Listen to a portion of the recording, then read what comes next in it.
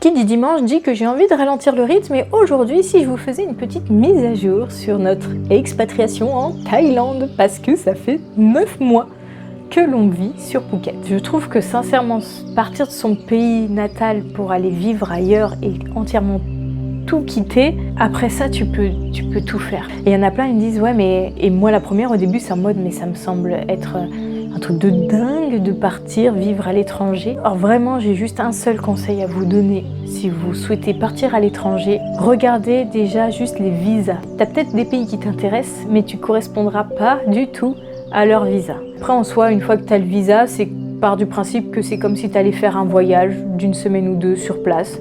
Tu prends Airbnb, tu te loues une voiture et voilà. Et puis si tu te rends compte que tu as eu ton visa et qu'au bout d'une semaine ce pays il te convient pas, bah tu rentres en France. T'es pas obligé aussi de tout décrocher d'un coup. Moi j'ai vendu mes appartes avant de partir, mais j'avais laissé mon compte en banque, quelques trucs, et que là on est en train de tout clôturer. Et ouais là c'est la partie pas facile et c'est là où on se rend compte que c'est dur de se détacher de France. Administrativement, il y a beaucoup de choses, c'est pas facile de s'y détacher. Pas que je ne veuille pas, mais c'est que eux ils ne veulent pas. Franchement, on ne rentrera pas en France. Parce que vraiment, il y a beaucoup trop de positifs à être parti en France pour en tout cas notre condition. Et donc là, on est plus à se projeter en mode s'installer sur du long terme. Pas forcément en Thaïlande, on a un autre pays vraiment qui a toujours été notre pays de cœur. Et donc là, on est plutôt à se projeter en mode comment obtenir une autre nationalité. On est en train de vivre une vie qui nous fait sens. Et même pour les écoles, là, parce qu'à partir de 6 ans, l'école obligatoire. En France, c'est 3 ans et ailleurs, c'est 6 ans. Et même là, en fait, on se rend compte qu'il y a d'autres types d'éducation, d'école qui correspondent vraiment à notre mindset à nous.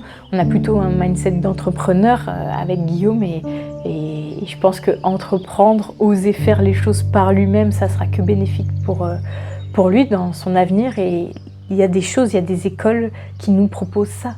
Depuis janvier, on se rend vraiment compte qu'on ne vivra pas en Thaïlande définitivement, mais que c'est une période de transition qui nous permet de nous détacher de la France et de préparer, on va dire, notre vie vraiment définitive dans cet autre pays qui nous tient à cœur. C'est tout pour les news. Si vous avez d'autres questions, n'hésitez pas à les mettre dans les commentaires, soit moi, soit d'autres personnes qui sont parties vivre dans d'autres pays. N'hésitez pas à témoigner. Et en attendant, je vous souhaite de passer un très bon dimanche. Surtout, prenez soin de vous. Salut!